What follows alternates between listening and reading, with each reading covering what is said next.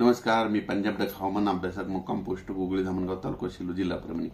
शेतकऱ्यासाठी आज परत एक अंदाज देत आहे. कारण की सध्या काय झालं की पाऊस जवळजवळ येत आहे आणि शेतकऱ्याची बऱ्याच कामं राहिलेली आहेत. म्हणून शेतकऱ्यासाठी खास करून पूर्वकल्पना म्हणून हे अंदाज देत आहे.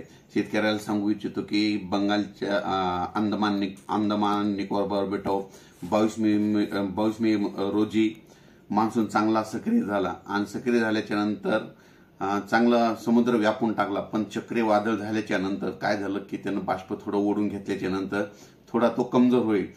परंतु 30 आणि 31 तारखेला मात्र परत पुन्हा सक्रिय होणार आहे आणि त्याच्यामुळे राज्यात महाराष्ट्रामध्ये परत मान्सूनसाठी चांगलं पोषक वातावरण तयार होणार आहे. म्हणून सर्व शेतकऱ्याला सांगू इच्छितो, ज्यांची शेताची कामे राहिली असेल तर तुम्ही काय करा, 30 तारखेपर्यंत तुम्ही शेताची कामे करून घ्या. कारण की राज्यामध्ये मान्सून पूर्व पाऊस 1 जून ते 5 जून खूप म्हणजे चांगला पडणार आहे. काही ठिकाणी वडी नाले वाहतील असा पाऊस येणार आहे. म्हणून हा अंदाज लक्षात घ्या. आणि त्याच्या पाठीमागे लगेच 8-9 जूनच्या नंतर परत मान्सूनचा पाऊस येणार आहे. म्हणून हा अंदाज लक्षात घ्यायचा. कारण की सर्व शेतकऱ्याला सांगू इच्छितो, बऱ्याच जणांचा असा गैरसमज आहे 1 जून नंतर 1-2 जूनला पडलेला पाऊस अवकाळी असतो. खरं जर पाहिलं तर शास्त्रशुद्ध अभ्यास केल्याच्या नंतर आतापर्यंत की 1 जून खरं तर पावसाळ्यामध्ये 1 जून नंतर पडलेला पाऊस हा मान्सूनचाच गृहीत धरावा लागतो. पण काय झालं की त्याला लोक गृहीत धरत नाही. म्हणून हे अंदाज लक्षात घ्या.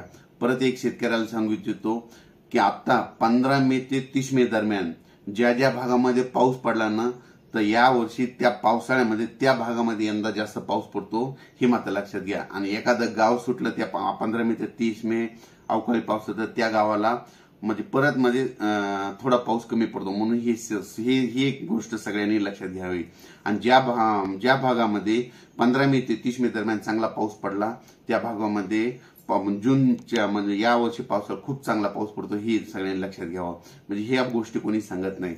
परत एक शेतकऱ्याला सांगू इच्छितो की राज्यामध्ये तुम्ही काय करा, 30 मे पर्यंत तुम्ही तुमचे काम आटपून घ्या. कारण की 31 मे ते जवळपास म्हणजे 5 जून पर्यंत राज्यात दररोज वेगवेगळ्या भागात पाऊस पडणार आहे.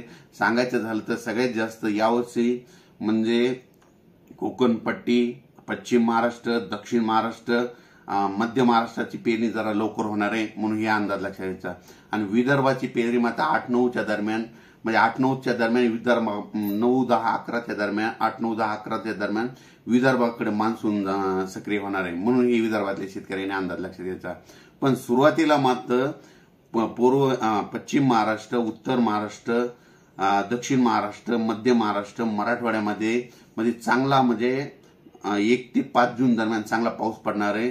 म्हणून हे अंदाज लक्षात घ्या. आणि शेतकऱ्याला परत एक सांगू इच्छितो, शेतकऱ्याने पेरणी करत असताना काय करायचं की पाऊस पडल्याच्या नंतर जमिनीमध्ये एक ओल जर गेली तर तुम्ही तुमचा पेरणीचा निर्णय घ्यायचा. आणि जर कमी ओल 4 बोट ओल असेल तर तुम्ही तुमची पेरणी घेऊ नये. आणि परत एक सांगू इच्छितो की 1 ते 5 जून पाऊस पडल्याच्या नंतर परत लगेच त्याच्या पाठीमागं मान्सूनच आहे. म्हणजे मान्सूनचा पाऊस येतोय. म्हणून हे देखील सगळ्यांनी लक्षात घ्यायचं. परत एक शेतकऱ्याला आणखी एक कल्पना म्हणून द्यायची आहे की आता म्हणजे आज आहे 26 मे, 27 आणि 28 मे दरम्यान राज्यामध्ये पश्चिम महाराष्ट्रामध्ये बऱ्याच ठिकाणी अवकाळी पाऊस पडणार आहे. वाऱ्याचं प्रमाण जास्त असणार आहे.